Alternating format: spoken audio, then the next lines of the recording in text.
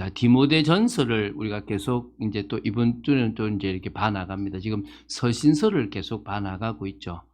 서신서에서 바울이 또 그 서신서의 저자가 강조했던 그런 믿음의 삶, 꼭 권면하고 우리가 바로 되기를 바라는 부분들에 대해서 이제 나누기를 바랍니다. 데살로니가 전후서를 통해서는 종말에 대한 것, 또 그리고 뭡니까? 어떤 재림에 대한 것에 대해서 이제 좀 나누었다 그러면은 디모데 전후서와 디도서는요, 목회서신이라고 이야기를 많이 해요. 목회자인 디모데와 목회자인 디도에게 쓴 편지입니다. 그럼 목회자인데 쓴 거를 우리가 볼 필요가 있습니까? 봐야 돼요. 왜? 성경이니까. 그럼 거기서 통해서 우리가 또 뭐를 깨달아야 되느냐? 교회라는 것을 깨달아야 되는 거예요. 교회가 이해되어져야만 우리가 뭐죠? 또 교회 응답을 받고 있거든요. 지금 가면 갈수록 늘어나는 게 뭐냐면 가나안 교인이에요. 가나안 교인. 제가 몇 번 이야기했죠. 가나안 교인이 무슨 교인이라고요? 하나님은 믿고 예수님은 믿는데 안 나가. 가나안을 거꾸로 하면은 교회를 안 나가는 교인인 거예요. 그러니까 교회는 너무 싫은 거야. 목사님한테 실망도 하고 교회에서 실망도 많이 했기 때문에 교회는 나가기 싫고 교회는 싫은데 하나님은 믿겠다. 이 성도가 뭐예요? 가나안 성도예요. 지금 통계에 가나안 성도만 꽤 많은 성도가 있다라고 지금 좀 통계가 나오고 있어요. 그 정도로 지금 심각하거든요. 그거는 지금 교회를 이해 못한 교회 내에 있는 사람들과 또 실망했던 사람들도 역시 뭡니까? 교회를 이해하지 못했다는 거예요. 오늘 우리가 교회를 이해한다면 이 교회는 우리가 만들어 가야 될 부분인 겁니다. 여러분, 저는 많이 봤거든요. 목사님에 대해서 불평하고 왜 교회가 이러냐. 제가 그럴 때마다 그분한테 어린 나이 때 제가 얘기했습니다. 그래서 집사님이 계시고 그래서 장로님이 계신 거예요. 목사님이 교회를 제대로 끌어갈 수 있도록 보필하고 어떨 때는 공개도 하고 어떨 때는 반대도 하고 하라고 있는 겁니다. 라고 얘기하는데도 막상 쉽지는 않더라고요. 그래서 어떤 의미에서 우리가 교회를 이해하는 시간들을 좀 가지는 부분이 필요합니다. 자, 교회 이해에서 첫 번째가 뭐냐면 주님이 세우신 교회가 있고 사람들이 만든 교회가 있어요. 이게 뭐냐면 원래 교회는 에클레시아라고 하잖아요. 그죠? 임마누엘이라고 하기도 하는데 이 교회라는 것은 주님이 피로 값주고 사신 성도들의 모임이 교회예요. 근데 이 조직이 희한해요. 이 조직이요. 경영적인 마인드로 볼 때도 아무것도 아닌 조직인데 이 조직이 지금 세계에 영향을 미치고 사람들을 변화시키는 조직이에요. 그게 주님이 세우신 교회라는 거예요. 지금도 이 교회는요. 저 오지에 하나님 나라를 이루고 정말 안 된다고 하는 곳에 하나님의 뜻을 이루는 그런 제자들이 모여진 교회를 말하는 거예요. 그런데 사람들이 세운 교회가 있어요. 우리도 사람들이 세웠잖아요. 주님이 주인이라고 하지만 어떨 때는 목사에 의해서 주도가 되고 어떨 때는 몇 사람에 의해서 주도가 되는 교회가 되기도 하는 겁니다. 파벌이 있기도 하고요. 갈등이 있기도 하고요. 자기를 드러내려고 하는 사람들이 있기도 하고 또 뭐가 있습니까? 뭔가 자꾸 문제들이 생기는 곳이 어디입니까? 교회가 되는 거예요. 물론 이런 얘기합니다. 병원에는 환자들이 많이 오고 교회에는 누가 많이 옵니까? 죄인들이 많이 옵니다. 그걸로 교회를 어떨 때는 변호하기도 하고 이해시키기도 합니다. 그런데 어쨌든 간에 목회자도 지금 무너집니다. 중직자들도 무너지는 게 맞아요. 제가 이렇게 도왔던 제 동기 목사님이 있는데 부목사님으로 한 20몇 년을 23년 이상을 있다가 이번에 이제 어느 교회로 가게 됐어요. 가게 돼서 이제 담임 목사가 됐는데 대우가 좋더라고요. 그래가지고 제가 듣는데 살짝 시험 들라는 거야. 근데 그 교회보다 더 사실은 지금 한국 교회에 있는 목사님들의 대우가 꽤 좋아요. 다들. 왜 좋냐 그러면 우리 교회보다 좀 크기도 하겠지만 100명이 안 되는 교회들이 대부분인데 100명이 조금 넘고 이런 교회들인데 거의 어떨 때는 진짜 목사님이 가지고 가는 게 진짜 거의 1억 가까이가 되는 교회들이 꽤 많아요. 그런 거 들을 때마다 나만 저렇게 진짜 이게 아웅다웅 이건 절제하고 이럴 필요가 있을까 싶은 생각이 나도 들어와요, 솔직한 말로. 근데 안 들어오겠습니까? 인간인지라. 어떨 때는 어려울 때도 있고, 자식을 공부시키려고 하니까 갈등도 되는데 안 되겠습니까? 그런데 뭐죠? 자꾸 사람이 만든 교회 속에 우리가 속아버리면 끝장나는 거예요. 그 사람은 그 사람이고, 그 목회자는 그 목회자고, 그 교회는 그 교회고, 저는 우리의 길을 걸어가자. 우리는 우리의 길을 걸어가자. 이건 거예요. 주님이 세우신 교회에는 시험 들 게 없습니다. 그런데 사람이 만든 교회 속에서는 시험 들어요. 어떤 사람은요, 사진을 올렸더라고요. 목사님이 찌고 있는 시계를 올렸는데 그 시계가 중고로 1억 8천이라. 근데 시계가 몇 개 바뀌네, 자꾸. 그러면 성도들이 뭐죠? 정말 어려운 성도들 많은데 저분은 뭐지? 이렇게 해서 갈등하는 분들이 있어요. 차도 막 바뀌는 것들이 달라지니까. 맞다 틀리다를 떠나가지고 같이 공감할 수 있는 부분들이 되겠냐? 성도들이 위화감이 들지 않겠나? 있겠죠. 그러면은 그러니까 교회가 문제야 라고 봐야 될 게 아니라 주님이 세우신 교회를 어떻게 우리가 만들어 가야 될 것인가 라는 개념을 가지고 이 교회를 해야 되는 겁니다. 조정민 목사님이 저하고 비슷한 소리를 하시더라고요. 그 가정하고 교회하고 공통점이 돼야 될 게 뭐냐면, 가정에는 아이가 태어나면 아이 중심으로 되고, 그 다음에 교회는 새가족이면 새가족 중심으로 돼야 된다는 것이 공통점이라는 거예요. 그렇죠. 제가 한참 전부터 얘기했잖아요. 근데 그 얘기를 이번에 하셨더라고요. 제가 그 얘기를 듣는데 되게 공감이 되는 거예요. 그런데 뭐죠? 교회가 이렇게 계급사회가 되기 시작하면서 오래된 사람들끼리 편을 묻기 시작하면서 교회는 뭐가 된다? 무너진다. 그런데 문제는요, 사회가 무너지는 게 가정이 무너지고 교회가 무너지면 사회는 무너진다는 거예요. 저는 그거 되게 공감하거든요. 여러분 이해되십니까? 그러면 우리 교회는 주님이 세우신 교회로 지향하기 위해서 우리는 자꾸 뭡니까? 새가족 중심으로 가야 될 것이고, 우리는 이 교회가 발전하기보다는 막 부흥하는 이쪽보다는 어떻게든지 우리 스스로가 복음 안에서 양육되고 제자로 세워질 것인가에 대한 부분에 더 많은 초점을 맞추고 나아가야 될 줄 믿습니다. 누가 하겠지가 아니라 내가 그 일에 응답받겠습니다. 내가 그 일에 쓰임받겠습니다. 라고 하는 중심이 있다면 하나님은 새 일을 시작하실 거라 믿습니다.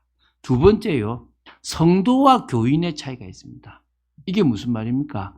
예수 그리스도를 믿어서 구원받아서 하나님의 자녀가 된 성령의 역사하심이 있는 성도가 있고, 그냥 교회만 다니고 종교생활만 하는 사람이 있는 거예요. 지난주에 저하고 오랫도록 말씀을 한 거의 진짜 한 20년 가까이, 한 10몇 년을 말씀을 나누었던 그 집사님 한 분이 갑자기 목사님 상담할 게 있다는 거예요. 어린이집 그 대체교사로 있는데 대체교사로 들어와 있는 한 명이 이야기를 하는데 귀신이 보인다는 거예요. 귀신의 소리가 들린다는 거예요. 제가 그랬습니다. 여러분 명심하세요. 꿈에 귀신이 보이고 꿈에 귀신 소리가 나타나면 안에 없을 수 있어요. 그런데 맨정신에 깨어있는데 귀신이 보인다는 건 안에 있는 거예요. 그럼 100%예요. 이 사람이 맨정신에 보이는 거예요. 깨어있는데 귀신이 보이고 들리는 거예요. 근데 그 사람이 교회를 한참을 다닌 거예요. 교회를 한참을, 지금도 그 전에 다녔던 교회 목사님이 글을 보내준대요. 근데 이분은 그 집사님 몇 개 점검을 했는데 그리스도도 모르고 예수님을 영접한 적도 없고 제대로 된 신앙도 없이 그냥 교회에서 열심히 봉사하고 뭘 한 거야. 뭐죠? 교인. 근데 여전히 시달리죠. 근데 이쪽이 친정 쪽도 그렇고 시대 쪽도 그렇고 다 뭐가 돼 있느냐? 문제가 있는 거야. 이 영적 배경에 문제가 있는 거예요. 여러분, 무슨 얘기를 하고 싶은지 이해가 되시죠? 성도들만 구성되어 있으면 어떤 면에서 갈등이 자꾸 작아져요. 근데 교회는 성도도 있고 교인도 있는 거야. 자기를 드러내고 싶기도 하고. 또 뭐죠? 다른 목표를 가지고 교회를 오는 사람들도 있다니까요. 우리는 뭐가 됩니까? 감사하게도 예수 그리스도를 믿어서 성도가 됐어요. 근데 성도가 된 저도 뭐가 옵니까? 현실적인 것에 갈등이 오고 유혹이 오고 넘어지기도 하는 거예요. 그럼 안 넘어지겠습니까, 우리가? 그래서 우리는 뭡니까? 충분히 부족하고 연약하여 넘어질 수 있는 게 교회다, 성도다, 중직자다, 목회자다. 남을 비판하는 게 아니라 내 자녀들, 내 가족들은 좀 더 신앙을 제대로 하도록 도와야 되겠지만 내가 응답받자. 내가 복음 속에서 세워져서 영향을 미치자. 할렐루야. 그런 축복에 여러분 되시기를 바랍니다. 오늘 서론에 이 얘기를 많이 하는 이유가 뭐냐면 목회라는 것이 이상적인 교회를 만들어 간다고 봐요. 주님이 세우신 교회로 만들어 가고 교인을 성도로 만들어 가는 게 뭐라고요? 저는 목회라고 보는 거예요. 그 목회를 제대로 했으면 좋겠고요. 여러분들이 이곳에서 누가 제자가 와서 하겠지가 아니라 먼저 와 있는 여러분들이 제자가 되어지고 헌신할 수 있게 되길 저는 바라는 겁니다. 그럴 수 있도록 저는 양육을 해서 더디지만 든든히 세워진 교회가 되어졌으면 좋겠다는 거예요. 그래서 여러분 오늘 디모데전서가 증가하는 믿음의 삶을 통해서 첫 번째요. 목회자를 이해했으면 좋겠어요. 목회자한테 보낸 거예요. 목회자가 목회자한테 보낸 거예요. 영적인 아버지 같은 전도자 바울이 에베소 교회의 목회자로 보냈던 그러면서도 저 루스드라에서 처음 발견했던 그 디모데 어머니와 외할머니가 믿음으로 정말 이 자녀를 키웠던 그 디모데를 목회자로 세워서 에베소에 보내고 나서 그에게 지금 뭘 보낸 겁니까? 목회자에게 주는 편지를 보낸 거예요. 이게 뭐란 말입니까? 디모데전서예요. 그럼 여러분들이 이 디모데전서를 통해서 목회자를 이해할 수 있으면 좋겠습니다. 우리 목사님은 이 디모데전서나 디모데후서나 디도서에 나오는 목회자와 같은 모습을 가지고 있구나. 존경해야 되겠구나. 내가 따라가야 되겠구나. 이런 마음도 들었으면 좋겠고요. 또 우리 목사님은 이게 부족하구나. 이걸 도와줄 수 있는 그런 일을 해야 되겠구나. 이걸 기도해야 되는 거예요. 자, 그래서요. 먼저 목회자의 자격입니다. 이 내용 그대로 보기로는 너무 많이 걸려요. 사실 또 안 맞고요. 특히 디모데전서 2장에 나오는 것은 여자에 대한 이야기인데 되게 여자를 폄하하는 것 같은 발음이고 남성 우월주의, 다시 말하면 여자 목사가 되면 안 된다라는 것을 주장할 때 목사님들이 주로 이 디모데전서 2장에 나오는 여자는 이래야 된다 이러고 나서지 말고 막 이런 얘기를 해요. 그건 잘못 해석한 거거든요. 그래서 오늘 그런 해석을 따라서 보려고 하는 게 아니라 그냥 말 그대로 이 디모데전서를 썼던 바울 시대 때에 그 교회가 이러기를 바라고 목회자가 이러기를 바라고 이런 사람을 일꾼으로 세우라고 했던 그 모습 그대로 지금 이 시대에 우리는 이런 목회자를 세워나가고 이런 중직자를 세워나가야 되지 않겠나 생각하는 거죠. 첫 번째가 목회자는 뭡니까? 책망할 것이 없는 모습이어야 되는 거예요. 할렐루야. 여러분 제가 여러분 앞에 책망할 것이 없는 모습으로 서려고 노력을 많이 하는 거예요. 저도 늦게 부름을 받았다고 생각되지만은 그래도 되게 일찍 목회자가 됐어요. 32살에 목사가 됐으니까 빨리 된 거죠. 전도사 생활을 그 전에 제가 몇 세입니까? 27부터 제가 전도사 생활을 했고요. 사실은 20대부터 거의 준 전도사 생활을 사실 교회에서 했으니까 늘 저는 뭐였냐? 양복을 입어야 될 상황이 되는 거죠. 제가 대학생 때인데요. 청바지를 입으니까 중학생으로 보더라고요. 그런데 할 말이 없는 거야. 그래서 제가 도저히 이래가 안 되니까 뭐냐. 그때부터 뭐냐면 청바지를 아예 안 입었어요. 아예 안 입고 그때부터 뭐냐. 기지바지를 입고 나이 드는 왜 교회에서 이렇게 나이 너무 어리면 무시하잖아요. 제가 그때부터 뭐냐면 나이 있는 척을 하고 살아야 되는 거야. 지금은 뭐 동안이 아닌지 모르지만 지금도 제 동기들에 비하면 되게 동안입니다. 여러분 제 동기들 보면요. 머리 이만큼 다 벗겨지가지고 할아버지 같아요. 너 왜 그래 됐냐라고 물으면 야 네가 이상한 거야 라는 사람들이 있거든요. 근데 제가 진짜 대학생 때는요, 되게 제가 이렇게 키도 작죠, 왜소하죠. 제가 몸무게가 50kg가 안 나갔으니까 뭐 오죽했겠습니까, 진짜. 다 어리게 본 거죠, 말 그대로. 그래서 제가 그러니까 폼을 잡을 뭐, 외적인 게 아니라 좀 이렇게 그런 사역자의 그런 부분을 하려고 많이 했거든요. 그러니까 책망할 것이 없는 모습들을 가져야 되는데요. 저는 그렇게 생각됩니다. 책망할 것이 어떤 거냐면, 하나님 앞에서 올바른 믿음과 착한 양심을 가진 자로서 해야 될 줄로 믿습니다. 여러분, 어떨 때 목사님하고 대화해 보면 목사님이 이런 생각을 가질 때, 우리 목사님은 그래도 사회의 이런 부분에 개방적이구나, 좀 뭔가 품고 있구나를 볼 수 있으면 되지 않겠습니까? 그렇죠? 목회자가 하나님 앞에 믿음이 있어야 되겠죠. 그렇죠? 목회자가 믿음 없을 수 있는 때가 되게 많아요. 이제 우리가 8월 26일에 같이 이제 인도받을 교회가 있는데, 8월 26일은 좀 같이, 좀 송파에 같이 갔으면 좋겠는데요. 학교를 하려고, 이제 그분 교회는 지하 2층에 있어요. 지하 2층에 있는데, 지상 뭐 5층인가 7층에 독서실 하나를 인수했어요. 독서실 하나를 그냥 안에 물건을 다 인수하는 데만 5천이에요. 그리고 거기에 보증금이 5천이죠. 그 제가 한번 가서, 목사님, 저번 주 나이가 어려요. 근데 참 중심 있는 분이에요. 이 부분은 목사님 응답 받아가라. 하나님 역사하실 거다. 근데 이분이 매일 아침 저녁으로 기도를 하는 거예요. 그 제가 지난달 28일에 만났는데, 목사님 1억 2천 들어왔다는 거예요. 하나님 응답 받았다는 거예요. 저 전에지만 우리가 3억까지 기도하고 있다고 그런 거예요. 할 것들이 있으니까. 그래요. 네, 기도하겠다. 응답 받는 거예요. 그래서 하나님께서, 제가 이분을 볼 때 느끼는 게 믿음이 있다. 그래서 목회자가 믿음이 없으면 안 되거든요. 목회자가 하나님 앞에 그런 부분이 있어야 되겠죠.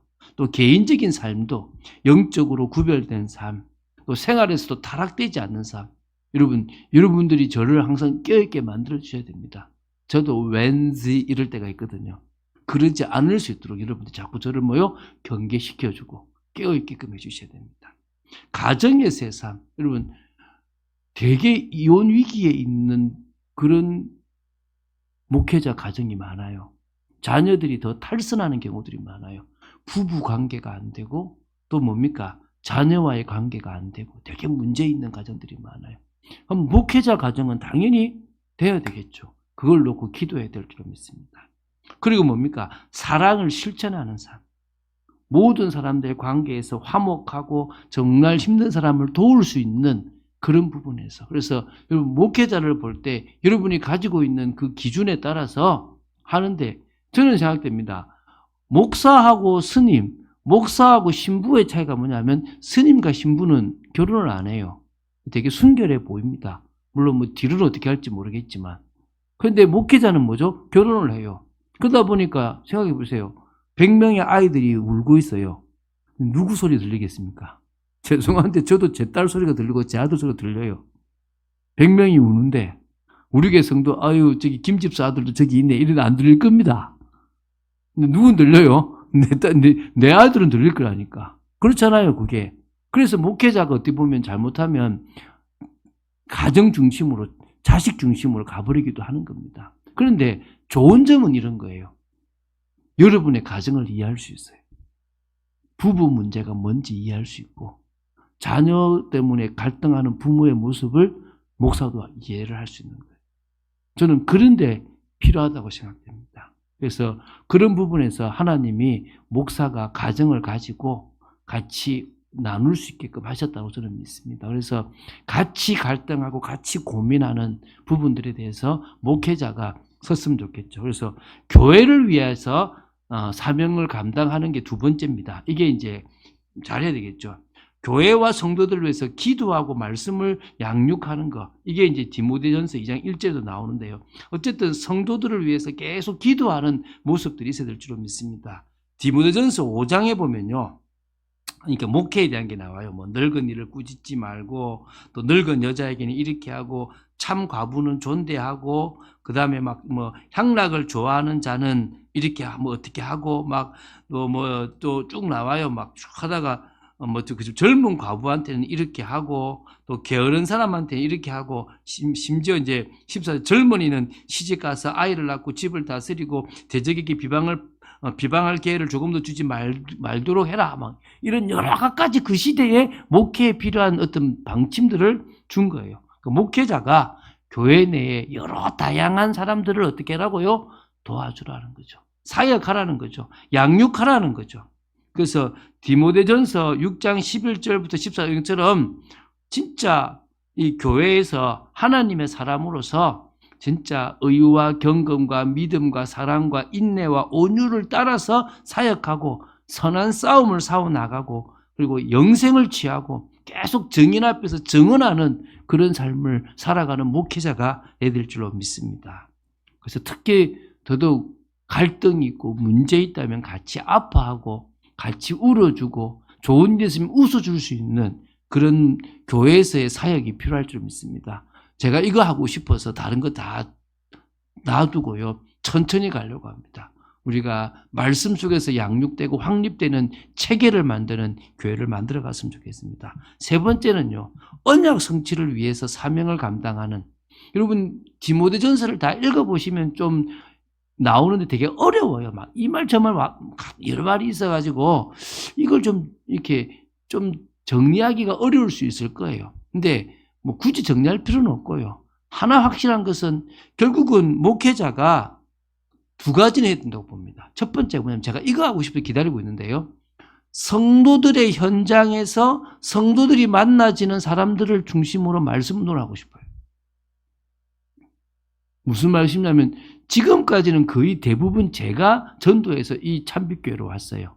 그게 아니라 성도들이 우리 김두현 청년도 이렇게 주위에서 이렇게 막 전도하고 그랬거든요. 그런 사람들에 의해서 제가 가서 만나져서 뭐 다 성공하는 건 알겠지만 복음 전해지고 말씀이 전해지고 그 속에서 하나님이 기뻐하신 일들이 일어났으면 좋겠다는 거예요. 할렐루야. 그게 목회자가 언약 성취를 위해서 사명 감당하는 겁니다. 그것은 누가 응답받아야 되겠습니까? 여러분들이 응답받아야 되겠죠. 두 번째는요. 정말 민족을 전도하고 또 선교하고 또 전 세계에 나가서 또 나아가는 방향, 후대를 세워나가는 이 일에 방향 맞추는 거예요. 그래서 여러분 지금까지는 제가 철저히 좀 보호했는데 우리 8월 26일에는 좀 오후부터 한번 이렇게 저녁까지 이렇게 시간 될 거예요. 거기에 가서 이제 제가 광고할 건데 같이 또 진짜 참석하기 어려우신 분들은 이제 인터넷으로도 좀 보실 수 있는데 가능하면 가서 그 현장을 봐서 후대들이 어떻게 세워지는가를 좀 봤으면 좋겠는데요. 거기에 우리가 마음을 담고 정말 그래서 진짜 우리 교회가 이제 후대를 세우는 일에 쓰임받는 일이 됐으면 좋겠다 생각됩니다. 지금까지는 사역을 하기보다는 성도들을 안정시키는 일들을 많이 했다면 이제 나가는 일들을 해야 될 줄로 믿습니다. 그래서 첫 번째 여러분이 뭘 이해하라고요? 목회자가 이 일들을 감당할 수 있도록 여러분들이 뭐라고요? 도와줬으면 좋겠습니다. 그리고 평가의 기준이 이 기준을 가지고 저 목사님은 좋은 목사님이다 아니다를 가졌으면 좋겠다는 것입니다. 대부분 사람들이 설교 잘하는 목사님이 좋다고 생각돼요. 저는 여러분 좀 설교 잘하는 목사님이 목회를 잘한다라고 보기가 정말 보기가 어렵다고 봐요. 그래서 가능하면 목회를 잘하고 설교와 이 목회가 같이 갈 수 있는 그런 목회자를 찾는 게 참 필요하다고 생각돼요. 우리 지난 주간에 이제 예배를 드리는데 우리 아들이 그러더라고요. 막 제가 말씀에 대한 이야기를 쭉 하다 보니까 그럼 교회가 왜 필요해? 그러길래 교회가 이런 것 때문에 필요하다라고 얘기를 쭉 하다가 그래서 제가 우리 교회에서 교회에서 목사가 이렇게 힘든 법을 만들다. 그 법을 왜 만들어? 특히 제가 같은 경우에 지금 아직 시행 안 했지만 앞으로 뭐가 되냐면 좀 안정이 되면 7년마다 담임 목사는 이제 재신임 투표를 받는다. 이런 것들이 있어요. 그런 거를 정관에 집어넣었거든요. 그걸 왜 해? 하긴 작은 교회는 좀 큰 교회는 힘들지 않아. 그러니까 제가 2만 명이 되는 교회인데 매 7년마다 재신임 투표를 하는 목사님이 계셔. 진짜? 대단하네. 막 이러더라고요. 그런 교회들이 있거든요. 우리가 뭘 해야 되냐면 교회가 목회자 중심으로 목회자가 모든 고난을 지고 있는 그런 교회는 위험한 교회입니다. 또 어느 날 목사님 차가 바뀌고 어느 날 목사님의 삶이 바뀌기 시작하면 동떨어진 일들을 하기 시작하는 거예요. 이건 되게 위험하단 말입니다. 그걸 우리가 보호할 필요가 있다는 거죠. 자, 이제 두 번째입니다. 이제 직분자를 좀 이해하는 시간이 됐습니다. 이게 디모데전서 3장 8절부터 13절인데요. 중직자, 여기는 집사만 나오는데, 사실은 우리가 앞에 감독이라고 하는 게 디모데전서 3장 1절부터 7절인데, 그 감독이 장로이기도 하고 목사이기도 한 겁니다. 여러분, 장로님도 장로고 저도 장로예요. 제가 장로라고요. 그러니까 장로라는 것 중에 가르치는 장로는 목사고, 교회를 다스리는 장로는 장로님이라고 부르는 거예요. 그래서 사실은 장로라고 얘기하면은 목사와 장로를 포함해서 다 장로가 되는 거예요.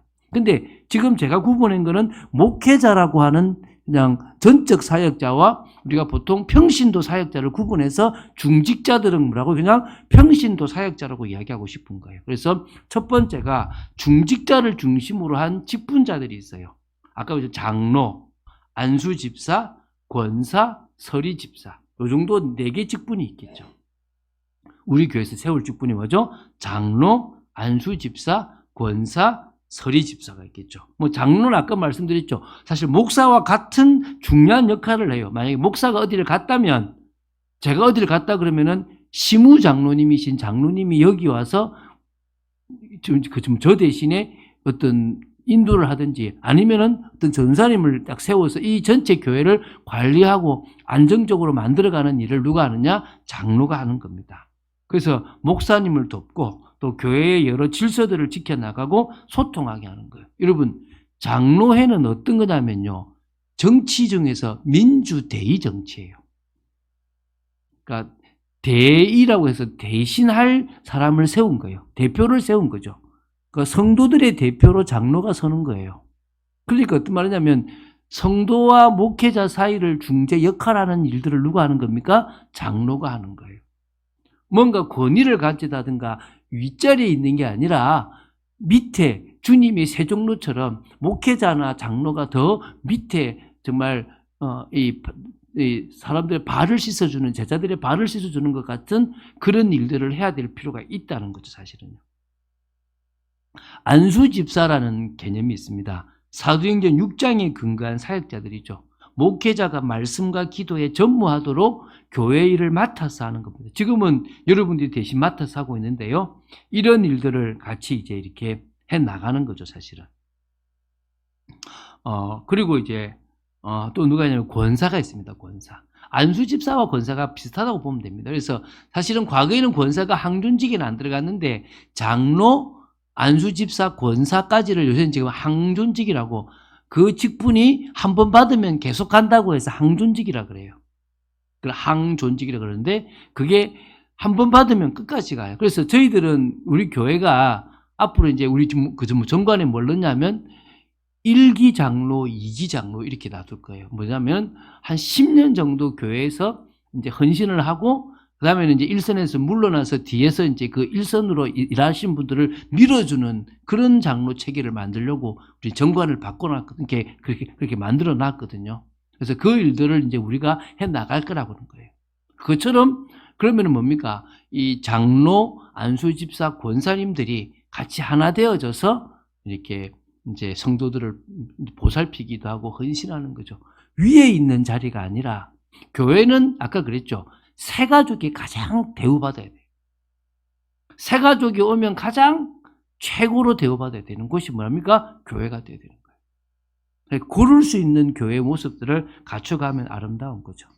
자, 그러면 이건 직분별로고요. 역할별로 한다 그러면은 여러분 우리 교회는 봉사 선교 팀장 같은 게 있을 거고요. 뭐 구역장 같은 게 있을 것이고 교사 같은 게 있을 것이고요. 그 다음에 뭡니까? 우리 성가대 찬양팀 같은 것들이 있을 것입니다. 이런 다양한 것들도 또 뭡니까? 교회를 세워나가는 일이죠. 그럼 이 일의 자격은 뭡니까? 비슷해요, 목회자하고. 올바른 신앙의, 지금 이제 2번 넘어갔습니다. 자격인데 뭡니까? 이 직분자들의 자격은 올바른 신앙의 모습을 가져가야 되겠죠. 그래서 저는 시작이 이겁니다. 직분자가 구원 못 받았다. 그건 실패라고 봐요. 맞습니까? 다시 말하면요. 구원의 감격이 있어서 헌신할 수 있는 사람이 직분자가 되는 생각입니다. 할렐루야. 어쩔 수 없이가 아니라 내가 너무 받은 은혜가 감사해서 이 은혜를 영광 돌리기 위해서 내가 뭐 해야 된다? 직분을 받는 거예요. 우리 교회는 참 그게 감사해요. 여러분들에게 뭘 부탁하면 여러분들이 너무나 기쁨과 감사함으로 그 일들을 해줘서 참 감사해요. 그래서 그런 부분에 우리 교회 직분자들은 다 그런 자격이 된다고 믿습니다. 사도행전 6장에 보면 믿음 충만, 성령 충만, 지혜 충만, 칭찬받는 사람들, 그래서 삶에서도 불신자의 인정을 받을 수 있는 그런 분들이 그런 직분자들이 되어야 될 줄로 믿습니다. 자, 그러면 지금 얘기했습니다. 목회자라는 부분을 이해했고 중직자를 이해했습니다. 사실은 여러분, 목회자는 제사장이 아닙니다. 이제 제사장은 없습니다. 신약 시대로 들어오면서 제사장은 없어졌습니다. 모두가 만인 제사장입니다. 다 제사장입니다. 특별하게 제사장이 필요한 시대는 이제 아닙니다. 그 말은 목사나 성도나 똑같지만 왜 제가 목회자와 평신도를 구분했냐 그러면 전적으로 사역을 하는 사람이냐 아니면 자기 직업을 가지고 있는 사람이냐는 구분될 수 있는 거예요. 현대시대에 와가지고 11조가 필요 없다라고 말하는 사람들이 있는데 제가 만약에 교수라는 직업을 가지고 있으면서 목회를 한다면 11조 안 해도 돼요. 이해가 되십니까? 그런데 전적인 사역을 하고 있다면 그건 당연히 11조를 내는 것은 맞는 겁니다. 그렇게 보셔야 되는 건데 막 율법에 끝났다 뭐다 이런 것처럼 직분도 이렇다 뭐다 다 필요 없습니다. 가장 정상적인 것만 이해하시면 됩니다. 자, 이제 교회 내에 발생될 수 있는 문제들까지 이해했으면 좋겠습니다. 뭐 꼭 강의 같죠, 그죠? 여러분 강의 같은 게 필요하기도 합니다. 오늘 여러분들이 디모데 전서를 통해서 내가 목회자에 대한 생각이 바뀌고 내가 직분자에 대한 생각이 바뀌고 교회에서 생길 수 있는 문제에 대한 생각들이 바뀌기만 해도 여러분 응답을 받을 수 있는 겁니다. 여러분 교회 안에요 질서를 무너뜨리는 행위들이 되게 많아요. 여러분 그 당시를 말씀드리면 이 교회가 에베소 교회예요. 에베소에는요 아데미라는 여신을 섬기는 신전이 불가사의하게 세워져 있는, 그래서 되게 그 여신에 대한 숭배가 강했던 곳이 에베소예요. 그러다 보니까 좀 화려하게 자신을 드러내는 여자들도 있었다는 거예요. 교회 안에도 그런 사람들이 있었던 것 같아요. 그래서 세상과 구별되는 교회를 만들기 위해서 그 당시에 여자들은 이렇게 해라, 가르치지도 말고 뭐 하지도 말라, 드러낼 생각을 하지 마라라고 얘기를 했던 거예요. 그 말은 지금 이 시대에 적용해서 여자들이 뭐 이런 개념이 아니에요. 그 시대 한마디로 뭡니까? 질서를 지키라 이 말인 거예요. 교회 내에 질서를 무너뜨리는 행위들을 막자는 거예요. 지금도 마찬가지입니다. 우리 교회 내에 질서를 가장 지킬 수 있으면 좋겠다는 거예요. 그래서 제가 가면 갈수록 뭐 어떻게 하냐 그러면은 여러분들에게 권한을 주잖아요. 어떻게 하면 좋겠냐를 여러분이 결정하는 대로 따라가겠다. 그래서 제가 지난주에 수요일이 쉴 건지 이번 주에 수요일이 쉴 것인지도 여러분 누가 결정합니까? 여러분이 결정하는 거예요. 여러분이 결정하면 그건 저는 뭐합니까? 따라갈 거라는 거예요. 뭐 그건 굳이 안 중요한 거니까. 이해가 되시죠? 무슨 말인가? 그것처럼 그러면 먼저 와 있는 사람이 직분자로 만약에 세워지기 전까지는 먼저 리더가 될 거니까 그럼 그분들은 또 빨리 훈련되어져서 직분자로 가야 돼요. 그런데 내가 먼저 왔는데 다른 사람이 직분자가 됐어. 그러면 직분자가 그 일을 맡는 것도 또 뭐요? 당연한 뭐가 되는 거죠? 질서가 되겠죠. 이런 식의 일들이 우리 교회는 일어났으면 좋겠다는 거예요. 그래서 교회 질서가 그렇게 맞춰져 갔으면 좋겠다는 거죠. 두 번째입니다. 그 당시 교회 내에 거짓 교사들이 막 출현했어요. 다시 말하면요, 틀린 것들을 막 전하는 거예요. 디모데전서 1장 3절에도 보면요, 다른 교훈을 가지고 와서 유혹하는 자들이 있었다 그래요. 디모데전서 4장에도요, 거짓말하는 자들이 되게 많이 나오는 거예요. 한마디로 세상의 지식이나 뭐 철학 사조나 막 어떤 그 당시에 보면 뭐가 나오냐면 여러분 영지주의가 있어요. 영지주의. 육신은 나쁘고 영은 좋다 막 이런. 그래서 심지어 결혼까지 하지 마라 막 이런 얘기 보면은 4장 3절에 혼인을 금하고 어떤 음식물은 먹지 말라고 막 하는 이런 이상한 걸 자꾸 하는 사람들이 있다는 거예요. 그런 것도 다 뭐요? 잘못됐다는 거죠. 잘못된 가르침들이 있다는 거예요. 그럼 지금은 뭡니까? 신비주의예요. 여러분 지금도요 신비주의식으로 예언하는 사람들이 있습니다. 거의 무속인하고 수준이 비슷한 분들이 꽤 있어요. 아니 진짜 예언을 잘하는 분도 있어요. 예언의 은사가 있는 분들이 있어요. 근데 문제는요, 그 예언의 은사를 따라가는 사람들이 더 문제예요. 왜? 자꾸 듣고 싶은 거야. 자꾸 문제 푸는데 답안지 가지고 문제 풀고 싶은 거야. 인생의 문제를. 자꾸 귀를 기울이는 거예요. 잘못된 거거든요, 그게요. 율법주의, 지식주의, 너무 성경만 강조한다든지 막 이런 식의 잘못된 것들이 있다는 거예요. 이런 거짓 교사들이 출연할 때 우리는 뭡니까? 확립되어져서. 여러분, 우리 교회도 지금 붙여야 된다 그러는데 우리 뭡니까? 신천지는 오지 마세요. 글자 붙이던데. 앞으로 우리 교회도 신천지가 올 수 있습니다. 누구라도 올 수 있습니다. 어느 교회든지. 막 충성되게 하다가 결국은 뒤집어 버리는 경우들이 꽤 있거든요. 여러 일들이 있을 수 있다는 거예요. 세 번째입니다. 세상의 타락이 침범할 수 있습니다. 여러분, 교회 내에 바람나는 일이 없겠습니까? 있습니다. 교회 내에서요, 갈등이 없겠습니까? 있습니다. 돈을 빌려주고 못 받아가지고 소송이 들어가는 경우도 있습니다. 사기치는 경우 있습니다. 이 세 번째인데요. 세상의 타락이 교회에 침범하는 많은 일들이 분명히 있습니다. 제가 이 얘기를 많이 했기 때문에 지금 그냥 다 넘어갑니다. 읽어보면 나오는데요. 세 가지 이해하세요. 첫 번째 뭐라고요? 우리 목사님을 이해하자. 여러분, 저를 좀 이해해 주세요. 그 말은 저를 변호하는 게 아니라 제가 제대로 된 목사가 될 수 있도록 여러분 저를 도와주셔야 되고, 늘 저를 깨어서 목사님 제가 불꽃 같은 눈동자로 바라보고 있습니다. 말씀해 주시면 제가 더 깨어 있을 수 있는 거예요. 어느 날 제 시계가 막 바뀌어가지고 막 1억짜리를 짜고 오면 여러분, 목사님 왜 그러세요? 이렇게 얘기해 주셔야 돼요. 이해가 됩니까? 아니, 1억짜리 시계를 차지 말라는 말이 아니라 목사가 1억짜리 시계가 왜 필요해요? 저는 그건 말이 안 된다고 생각돼요. 아무리 좋은 차라도 목차가 정말 최고 좋은 차 살 필요 없어요. 요새 한국차 충분히 10시간 타도 편한 차들 많습니다. 굳이 그렇게 기준이 되면 안 돼요. 그래서 여러분, 저한테 너무 좋은 차 사라고 말하지 마세요. 사주지도 마시고. 저는 그 돈 받아가지고 다른 데 쓸 테니까. 헌금한다 그러면은. 저는 좋은 차 살 마음이 눈꽃만큼도 없으니까. 그렇다고 해서 막 떨어지는 차를 살 마음도 없습니다. 제가 무슨 얘기 하는지 이해되겠죠, 그죠? 여러분들이 저를 경계시켜야 되는 거예요. 또 중직자들도 제가 여러분을 경계시켜야 되는 겁니다. 교회 내에 이런저런 문제들 같이 경계해야 되는 겁니다. 같이 깨어서 교회가 교회다워지는 모습들을, 교회가 전도하고 선교하는 일에 나아가는 모습들을 만들어가야 될 줄로 믿습니다. 그런 응답을 받아 누리는 저와 여러분 되시기를 주 예수 그리스도 축원드립니다. 마지막으로 이제 지금 결론입니다. 그리스도 안에서 우리는 뭡니까? 한 가족입니다.